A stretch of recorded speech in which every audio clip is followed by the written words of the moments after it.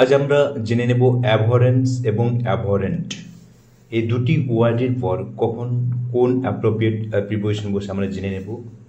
দেখো এক্সাম্পল, দেখো he has a deep abhorrence blank violence, অর্থাৎ তার সহিংসার প্রতি গভীর ঘৃণা আছে, মানে হিংসার প্রতি গভীর ঘৃণা আছে। এই অ্যাভরেন্স থাকলে মনে রাখবে অ্যাপ্রোপ্রিয়েট প্রিপোজিশন কি বসবে, অফ বসবে appropriate preposition.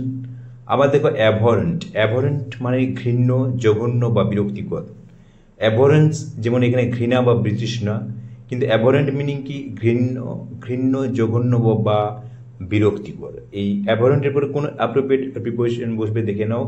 Cruelty to animals is abhorrent blank me, অর্থাৎ পশুর প্রতি নিষ্ঠুরতা আমার কাছে ঘৃণ্য।